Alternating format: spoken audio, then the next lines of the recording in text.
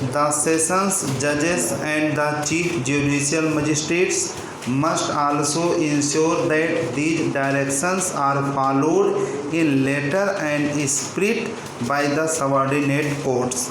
Commitment to human rights and the hearing to ensure that courts are user friendly are assets to a modern judicial personality and assessment of judicial performance by the superiors must make note of such commitments of a judicial officer. Even though the above directions are issued with a specific reference to prosecutions under Section 138 of the Negotiable Instruments Act, they must be followed in all other cases also where the offence alleged is technical and involves no moral turpitude. Being aggrieved with the order granting a general exemption to the accused from personal appearance before the trial court, the complainant has filed this appeal on 17th November 2008. While granting leave in this matter, a bench of two learned judges referred the instant case to a larger bench, posing the following question for determination. One of the questions which arises for consideration in this special leave petition is as to whether the High Court, in exercise of its jurisdiction under Section 482 and 483 of the Code of the Criminal Procedure and under Article 227 of the Constitution of India, could issue guidelines directing all courts taking cognizance of offences under Section 138 of the Negotiable Instruments Act inter alia to invoke the discretion under Section 205 of the Code of Criminal Procedure and only with a further direction that summons under Section 205 shall be issued at the first instance. Keeping in view importance of the question involved as also the various decisions of this court upon which the learned judge of the High Court has placed reliance, in our opinion, we think that this is a matter which should be heard by a larger bench. It is directed accordingly.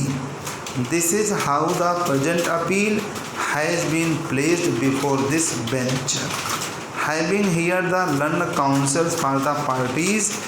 we are convinced that the impunged order is unsustainable.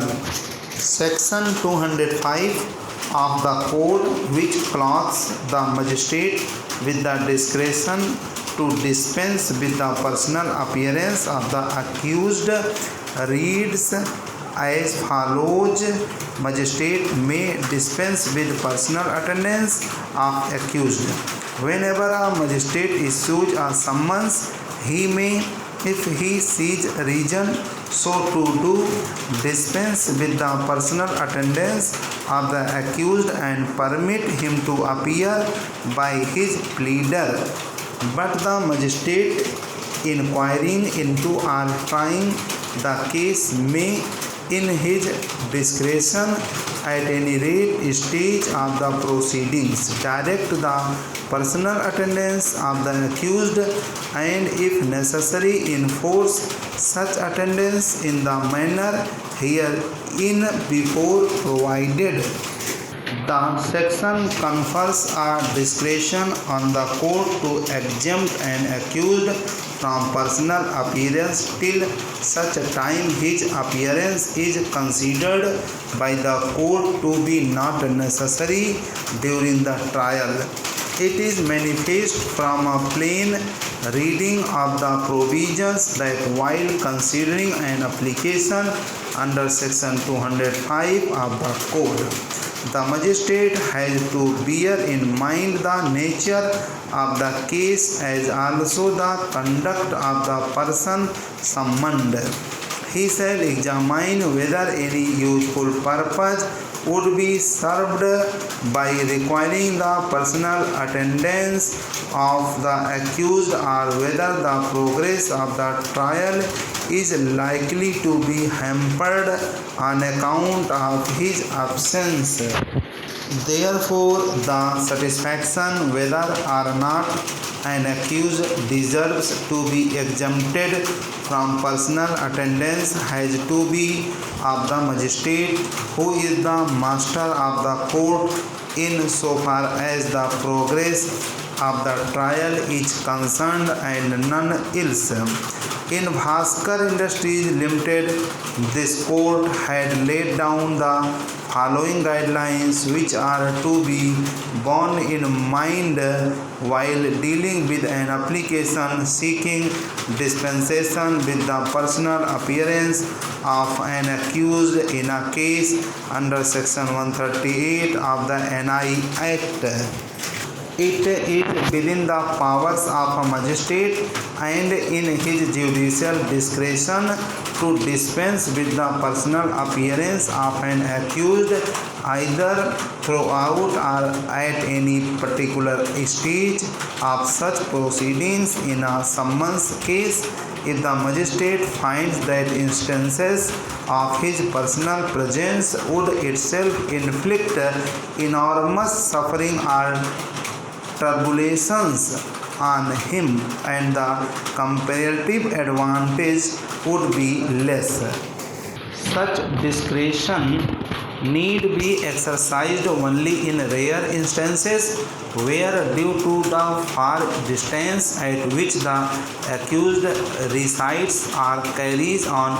business or on account of any physical or other good reasons the magistrate feels that dispensing with the personal attendance of the accused would only be in the interest of justice. However, the magistrate who grants such benefit to the accused must take the precautions enumerated above as a matter of course.